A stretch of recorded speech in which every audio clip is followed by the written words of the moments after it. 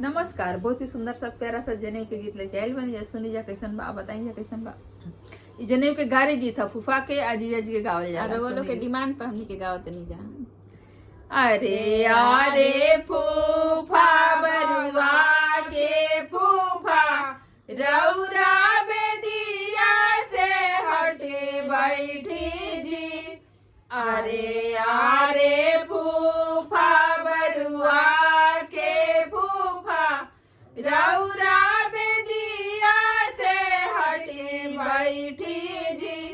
कुकुर के पोछा जैसन मोछा राउर हमर बरुआ डेरा जई है जी।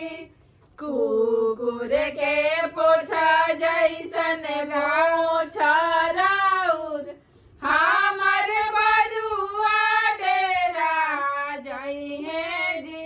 अरे अरे जीजा बरुआ के जीजा रौरा बेदिया से हटी बैठी जी।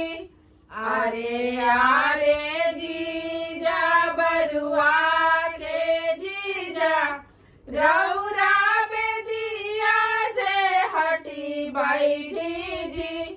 इंडिया के गेटा जैसन पेटा राउर हमर बरुआ डेरा जई है जी।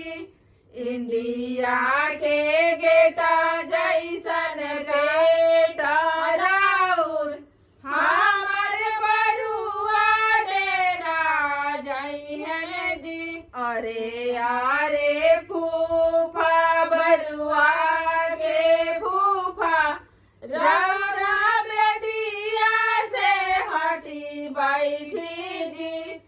रौरा त जतिया गुजरिया हमर बरुआ लाजा जई है जी। रौरा त जतिया गुजरिया हमर बरुआ लाजा जई है जी।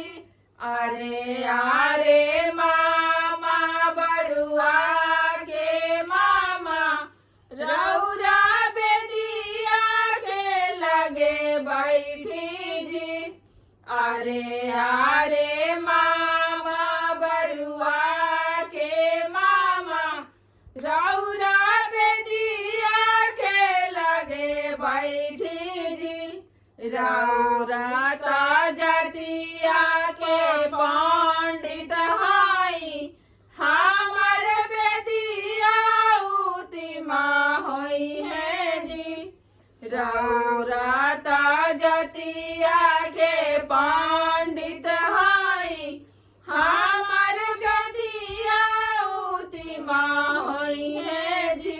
धन्यवाद। गाना अच्छा लगे तो वीडियो के लाइक करी जा, शेयर करी जा और चैनल पर नए बनी जा तो सब्सक्राइब जरूर करी जा और फेसबुक पेज के भी फॉलो करी जा। धन्यवाद।